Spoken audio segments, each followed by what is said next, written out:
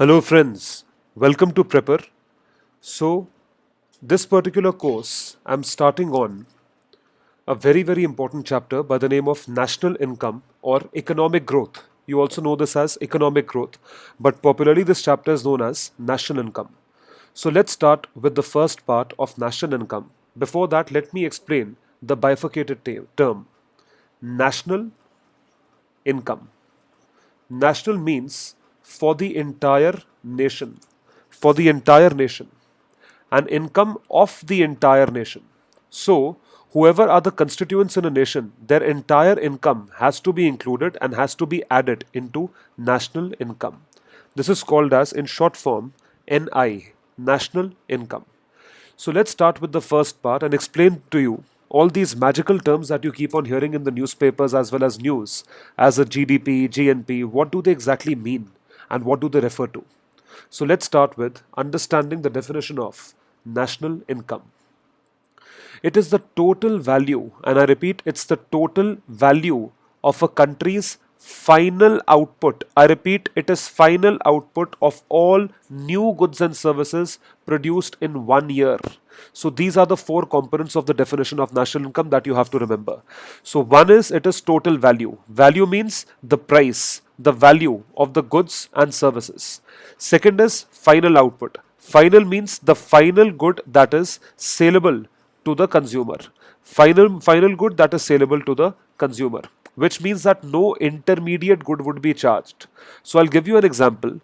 There is a plant of Maruti Suzuki and it is manufacturing cars. So if Maruti Suzuki is purchasing tire, Maruti Suzuki is purchasing AC, Maruti Suzuki is purchasing glasses, windscreen, etc. So tire, glasses, windscreen, all these industries are selling them to Maruti Suzuki. Maruti Suzuki is adding it in their car and selling further their final product, which is a car. So whatever they are selling, it is this car which is the final product and not the tire, not the AC, not the cover, seat cover, etc. Hence the final output would be computed or would be included in the national income of all new goods and services, which means no second hand goods. No second hand goods. So this is the third component produced in 1 year, because national income is calculated, most popularly it is given as a figure of 1 whole year. So national income is the total value of a country's final output of all new goods and services produced in 1 year. This is called as NI or national income. It is an accounting, it is a term that refers to measuring the health of the economy, how good is the economy, which means that last year, if we produced the total value of final goods and services for, let's say, example 100, this year we have produced 102. So this is giving us a growth percentage of 2%, which means we have grown by 2%. So the health of the economy is good, economic activity is going on, which is why we have been able to increase it by 2%. The final output has increased by 2%. The forecasted growth will also be there. So if this year I have grown by 2%, next year my target would be more than 2%. And the development during a particular time period, a period of 12 months, it is the national income accounting that is useful for telling all these things. So NIA or national income accounting is important to measure the health of the economy, economic activity, growth, and the development that has taken place in the particular time period. Let's say, for example, national income accounting measures the revenues earned where in the nation's companies. What are the revenues which are earned in the nation's companies? Like, for example, automobile sector, Maruti Suzuki, Toyota, Kawasaki, etc. IT sector, Infosys, Wipro. Manufacturing sector, Tata, Reliance, etc. Wages paid. What have been the wages paid by the companies? What are the tax revenues of the government?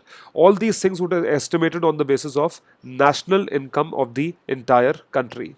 So national income is of various types, and the most popular type of national income that we use is known by the name of GDP. It's the ultimate and most widely used result of national income.